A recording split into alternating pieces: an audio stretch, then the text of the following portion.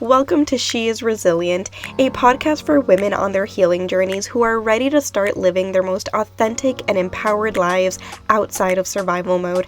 I'm your host, Tatiana, trauma and somatic therapist, as well as a holistic coach, and I'm on a mission to help more women heal their nervous systems. Each week, me and my guests are going to get real and vulnerable about the experiences that led us to becoming the empowered and resilient women we are today. You'll leave this podcast with the skills, knowledge, and inspiration to start creating the life you deserve. Because if another woman can do it, so can you.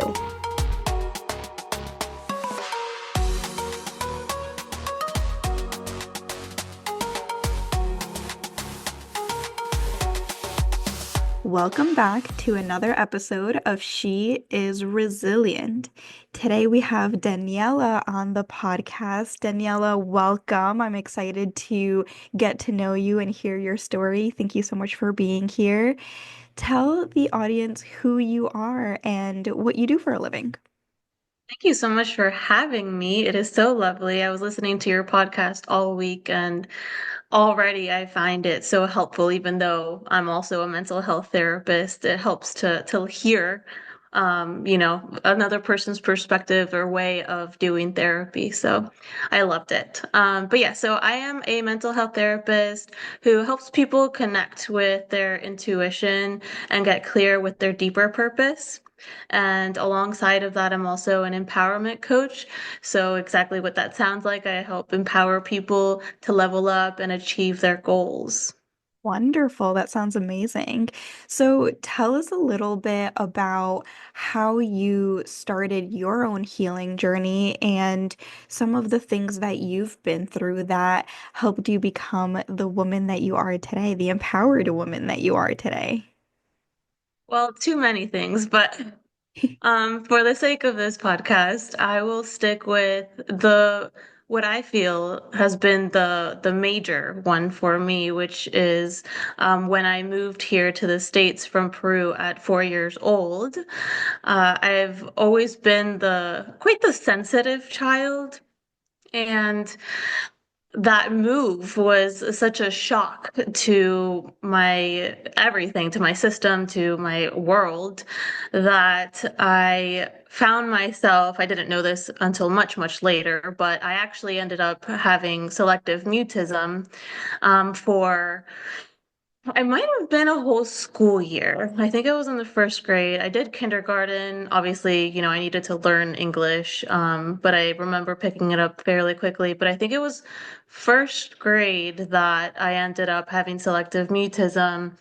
And the funny thing is that when I look back at pictures that were taken of me in kindergarten and partially first grade, in all of the pictures, my face is so serious. Like I am just it's really funny to look at it now, but I just have like the meanest face, like super serious, super unhappy, and all of the other children are smiling.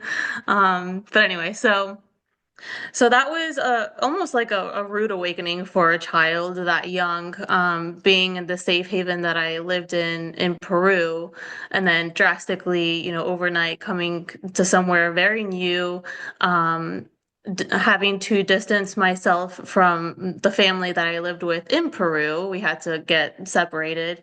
It was just my mom and I, and we didn't have a stable home. We had to live with one family member and then the other family member. So we're kind of just moving around.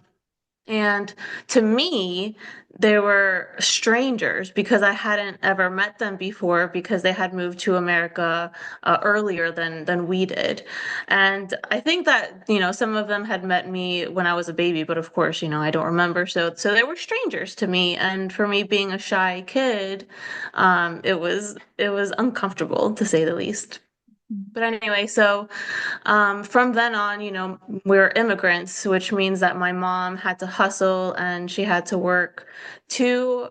sometimes even three jobs at a time. And so I didn't see her very often. And I had to stay with strangers. So that spiked anxiety within me, as well as, sadness from feeling abandoned, emotionally abandoned. And my mom, I would see her at times cry because it was such a stressful situation to be in as well. So I wasn't only dealing with my emotions, but I was also dealing with my mom's emotions because being a kid, most kids I would say are fairly empathic, if not all. So we pick up on our parents' emotions and it does affect us. So eventually, my who would become my stepdad moved from Peru and moved in with us in an apartment. And eventually, after I think it was about a year or so, they were able to gather enough money to be able to afford a home. And then we moved to West Virginia, and life was getting better for me for sure. But then I'm not entirely sure what shifted going into middle school in sixth grade, but all of a sudden I began to feel very insecure, very alone again. At this time, my parents, both of them, were still working two jobs each, just to, be able to afford the home that we had. And so I was still, experiencing some emotional neglect in some way. And so I think that's where the loneliness creeped in, but also being in a different school and dealing with, everything that middle schoolers go through, the hormones changing, all of that. Uh, I then fell into a depression that I didn't even know was depression, but I had very low self-esteem. Luckily, I did have friends, but still felt very lonely at home. My mom was fairly strict because she was anxious. She didn't know anybody here, so she didn't really like me going outside. I did get to every now and then, but she still felt a little bit uneasy with that. So it wasn't as much as I would have liked it to, or would have liked to.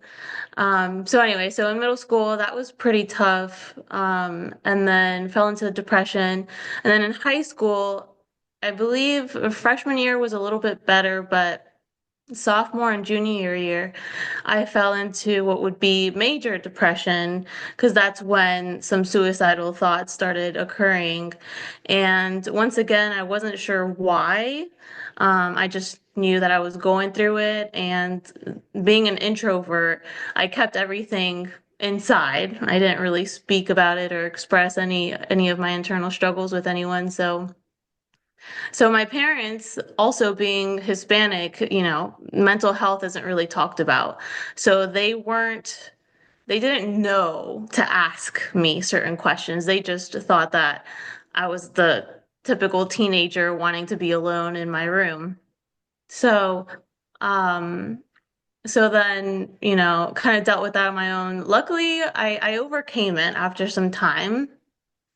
And then I went to undergrad. I took my first psychology class my senior year of high school, and I really, really liked it. It was the only class that I genuinely enjoyed in comparison to like science and math.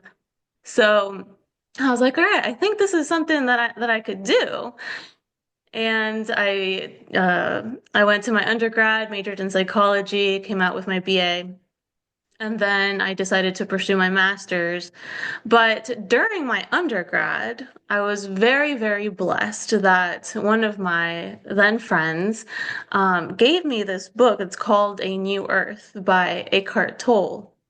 And that kind of just blasted me open completely, like completely shifted my mind. It really helped me to see things from a very different perspective, one where I recognized for the first time that I wasn't my thoughts, and I'm not. Nobody is their thoughts, right? So just with that, acknowledgement, it created so much clarity and freedom from the prison that I felt that I was in with my mind. So then during that time, I actually entered my first serious relationship, and I showed him the book, but he didn't really believe in it, I guess. It just, didn't really fit with him. So, because it was my first serious relationship, and I was like, oh my gosh, I'm finally genuinely loved and wanted and cared for, I blew all of that stuff to the side, and I became codependent, and I tried to fit in what he wanted me to be. So that lasted about 5 to 6 years. I say 6 years because the breakup took about a year. So really thoroughly happened, like once and for all. Um, and then yeah, so I kind of left all of the spirituality because that book, I would say it's more of a spiritual book. I was still going to school. I was learning psychology. I found some of the material of what I was learning helpful, but I still felt like none of it gave me the peace that I had found when I read A New Earth. So even though I wasn't fully into the spiritual material during the relationship, after the breakup is when I decided to fully dive back into it again. And I discovered what true empowerment is. And I began to do my healing work, which involved forgiveness, not necessarily forgiveness for the people that I struggled with in my life, but forgiveness for myself.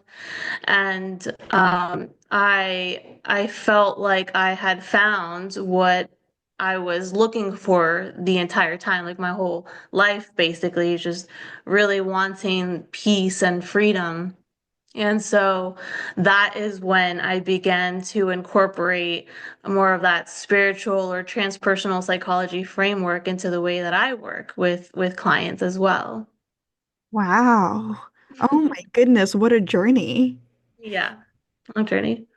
As I'm listening to you talk, I'm thinking about my own experiences, and it sounds like we both have very similar experiences in a few different ways. So we're both Hispanic, first of all. Um, and as a child, I remember I was never diagnosed with selective mutism, but I would become selectively mute, and people would label me as shy. Oh, she's just shy. That's just the way she is. But obviously now with like the expertise that we both have, right? Like we can think back and say, oh no, that wasn't shyness. That was actually chronic anxiety and selective mutism, right? I mean, when we think about selective mutism, it stems from anxiety anyway, right? Yeah. And so, and then in high school, I also experienced a lot of suicidal ideation. And I imagine that the listeners who are listening, tuning into this episode are probably seeing themselves in your story too. Because I'm like, I see myself in your story right now as you're talking about it. I'm like, oh yeah, and that I experienced that, and I experienced that, and I went through, oh, yep, that happened to me too. And it's so interesting. And I love how vulnerable you're just like being right now and sharing your story with us because I think that, when we share our stories, we can have other people really see themselves and put themselves in our shoes and in our stories. And I'm so curious to hear what it was like for you in those moments, like when you were experiencing, when you were in this 5 or 6 year relationship, for example. Like, I know that you had mentioned that you became codependent, and I'm curious to know what that looked like, how it showed up, and also curious if you feel comfortable sharing what what the breakup was like for you. Because you said it took a year for that breakup to fully happen. And so If you feel okay sharing, I'd be curious to hear a little bit more about what that experience was like for you and some of the feelings that were coming up for you, or even like thoughts and behaviors and, just like all the things. Because that was a very pivotal time in my life as well because I was a young adult. Met him when I was 19. Relationship lasted until I was 25. So during the relationship, it was almost like I had blinders on. I wasn't fully aware of everything that was going on within me during the relationship. I just knew that I was triggered all of the time. And having that codependent relationship, everything, any little instance where I felt like he was going to leave me or he didn't like me anymore, it would trigger my abandonment wound because, I grew up with a stepdad. My biological dad was a whole other story, but um, so the entirety of the relationship was so triggering, but because that codependency was there, I couldn't, for the life of me, get to really leave. I didn't want to leave because that meant that I was losing a part of myself. And I put that in quotes because, I wasn't the relationship. I never was the relationship, but in my mind, I was so attached to it that I made it part of my identity and part of my worth, right? Like I had thought that that relationship, because he wanted to be with me or because he was with me, that it meant finally that I had some kind of value or worth. And so that was all stemming from, my lack of self-esteem from, throughout childhood. So that was really tough. And as I mentioned, there was there was some spiritual material that I was reading every now and then that would help ease those thoughts. But because the pull or the gravitational pull, magnetism of our relationship, I would get pulled so drastically into the spiral, the negative spiral of my mind and emotions. And that took so long to get out of because it was an addiction. It felt like an addiction. Yeah. And I would say that it was like that for both of us. And we would trigger each other at the perfect in our perfect wounds. Um, but in different wounds. We had different wounds, but we would just trigger each other right in the cuts. And so I think, simultaneously recognized that the relationship needed to end, but one of us would always be like hesitant because we were scared because at the same time, even though something inside of us was telling us that we needed to end the relationship, the part that was identified, the attachment, the codependency was in fear of letting the relationship go and what that would mean and what life would look like afterwards. Yeah. So the breakup took a while. I think the very first breakup I had attempted it, and then we, would not talk for, I would say, like 2 months, and then we would be right back at it. And then the next breakup, he would be the one to initiate it, and then it would make me devastated. Yeah. And luckily, though, by that time, I was already doing some healing work, so it wasn't as intense, but the initial breakup was pretty significant because it did make me spiral into suicidal thoughts again. And that's because not just because of the breakup, but because of what the breakup meant for me.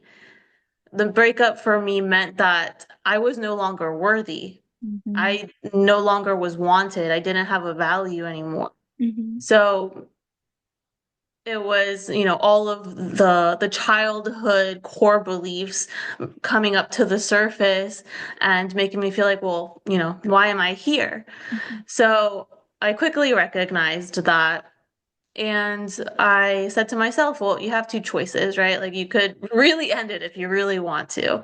But I knew that wasn't in my heart. So the other choice was to actually seek and find the freedom that I knew was possible because I had experienced it when I was 19 when I read that book for the first time. And that's what led me to dive deeper into the spiritual world. Yeah, that makes so much sense. I love the way that you describe that.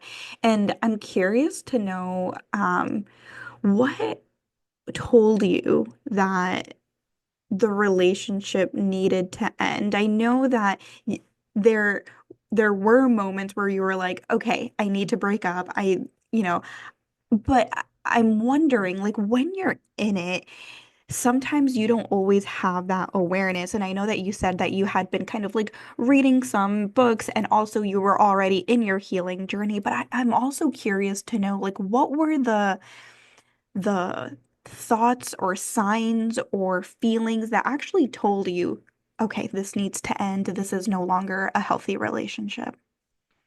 Such a good question, too.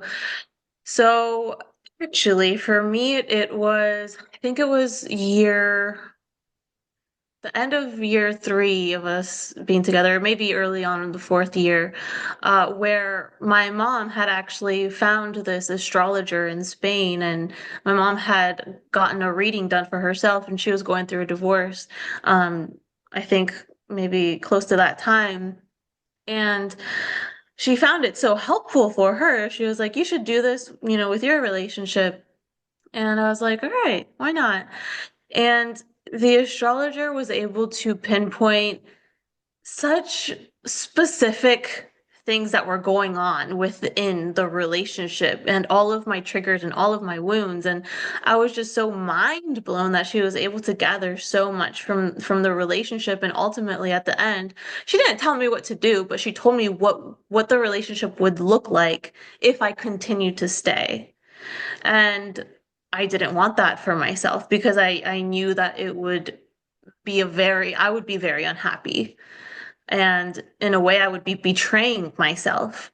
Mhm. So that was the very start of me even thinking about it. Okay. Yeah. Because that was just the thought. I was like, all right, well, what if I do need to break up? But I was just letting that thought sit there. I wasn't planning on putting it into action because just the thought, I was like, oh God, like I felt my throat and my heart getting constricted. Yeah. Do you think that the astrologer confirmed something that you already knew within you? Like you had like that inner, I always talk about how every woman has that inner knowing.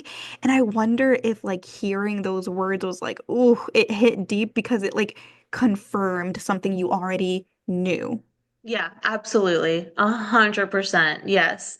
And that's exactly what I needed, for someone to almost like bitch slap me into realizing the shit that I was in. Yeah. So, I was very, very grateful because as hard as it was to hear it, I knew that I needed it. And so, as I mentioned, that was the initial thought that no action was going to be taken for much later on. I would say probably a year. And then I was just getting more and more fed up of what was occurring. Specific situations were occurring in the relationship. And I was like, why the hell do I keep doing this to myself? Like, why am I torturing myself here? And I started in a way, even though I lacked self-love a lot, in a way I was becoming or I was getting to the point of caring for myself.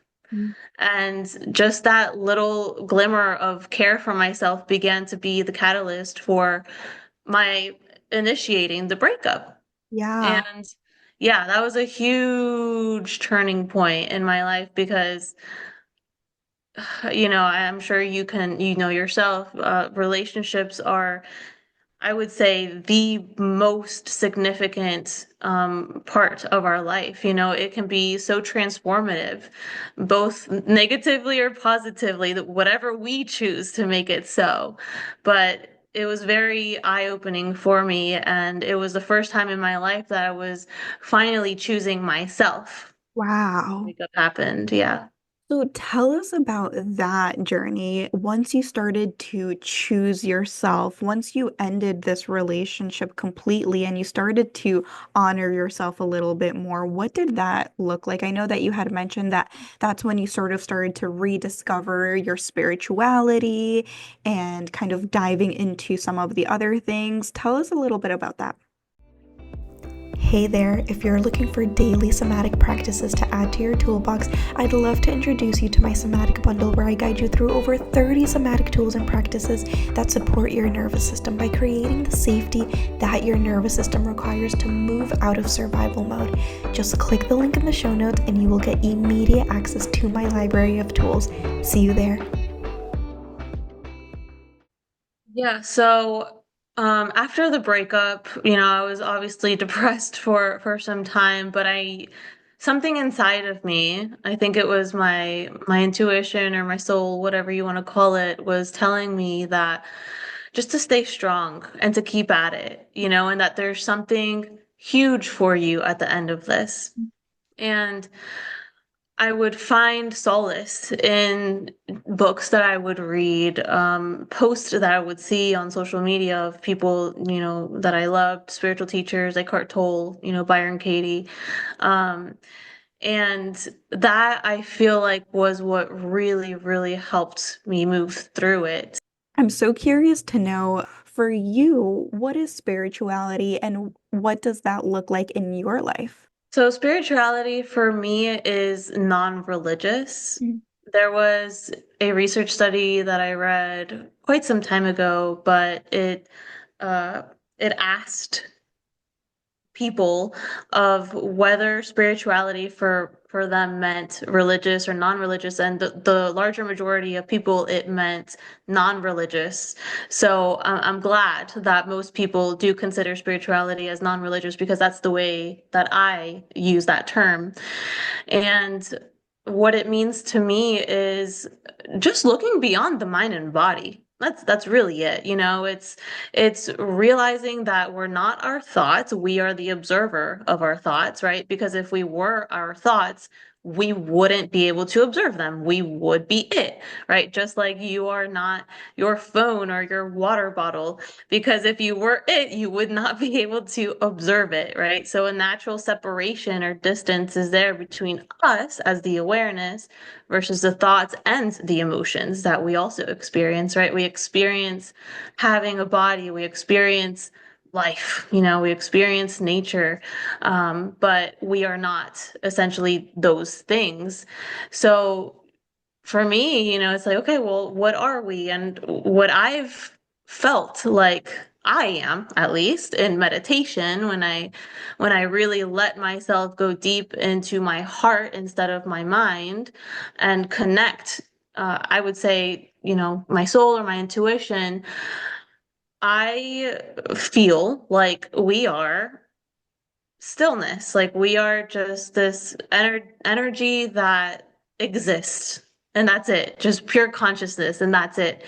And coming to those still moments in meditation, and even, periodically through the day when I remember to, is what has really helped me bring more peace into my life, more peace, more love, more empathy, more presence. That's really what it's all about. It's about really being here in the present moment. And as a therapist, you're well aware that that's something so essential in our therapeutic toolbox is teaching clients how to come into the present moment, to get out of the rumination of their mind, to quiet down the intensity of their emotions. Oh my gosh, that was so deep. I love that. Yes, boom, mic drop. I We're always living in our minds. We're always thinking about the past or the future. That's why we forget. But that doesn't mean that we're all of a sudden, living in from the subconscious or unconscious. We're still here in the present moment. We just forget, that this is the only time that exists. 1000%, I would agree with you. Like, I kind of see it as like our bodies are in the present moment all of the time, right? Like our physical body, we are only in the present moment. Yeah, And yet our minds may be in like the past or the present. Like we're not fully like in our minds present or living, exactly. but our physical bodies are in the present. Yeah, that makes a lot of sense to me. I think about it in this way, and this is like you just like reminded me of this of like I tell people all of the time, like we are not our nervous systems, right? Mm, And I think about our nervous systems as our unconscious, right?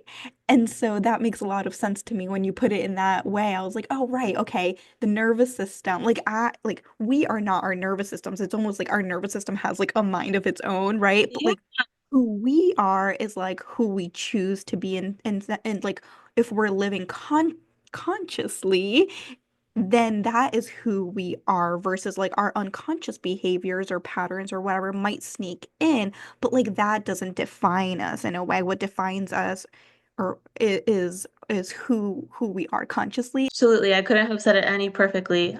I love that. And I would say another way to word it, because certain words get termed differently in certain ways. But another way that we can talk about the unconscious or subconscious is that we experience having a subconscious and unconscious, right? And that just stems from what we've experienced in the past and how it gets programmed into the mind subliminally, right? But going back to what I said a little earlier ago is that we're not our thoughts, we're not our mind. We experience having a mind, right? We are the experience, but we can also be aware, we can recognize what is going on in our mind, right? We can, when we're conscious of it, when we really think about it, we can be aware that, oh, I'm looking at this water bottle right now. Oh, I just had this thought about a person walking outside. I'm curious to hear about how you would describe yourself today. Who is Daniela today after rediscovering spirituality and, navigating all of these obstacles in your life? Think that Daniela is the person living this life right now. She's the person trying to figure things out in her own life still right now. In a pretty transitory period in my life where my career, I started my own practice about 9 months ago now, and yeah, it's still in the works in a way, and I'm still learning and evolving and trying to figure out what else I want to add on and what else I want to do, where else I want to go. So, in a way, Daniela is still figuring life out herself, but much more secure and grounded and confident and empowered within herself. Um, and when I compare who I was in the past, and especially in the relationship to who I am now, it's like, holy cow, I wouldn't ever imagine me getting to this place and actually deeply caring for myself, you know? It's a journey to, for one to care for oneself. And I think it's a lifelong journey at times. Um, but in comparing the old Daniela versus the new one, it's really drastically different, and I'm very grateful. Thank you so much, Daniela. I appreciate you just sharing a little bit about your story and just being vulnerable and sharing like these gems with us. How can people connect with you if they want to hear more of you, if they want to just hang out with you more? What do you've got going on? Yeah, so I feel like the best way would be to go to my website. It is called soulyempowered.com, solely spelled SOULY, empowered.com. I also have a YouTube channel, Solely Empowered, and then my Instagram is also called Solely Empowered. Wonderful. And we'll add all of that into the show notes so that people have easy access to it. Cool. Awesome. Thank you so Thank you, much, Daniela, for Tatiana. being here. I Thank you so appreciate it. much. Thank you so much for joining me today. If you absolutely loved this episode, I would so appreciate it if you subscribed and left a review on Apple Podcast, or take a screenshot and share this episode on social media. The more nervous systems we reach, the more generational cycles we break, and the more we contribute to a kinder and safer world. And if you're looking for somatic healing services, send me a DM and I'd love to chat on how I can support you. I'll see you in the next episode.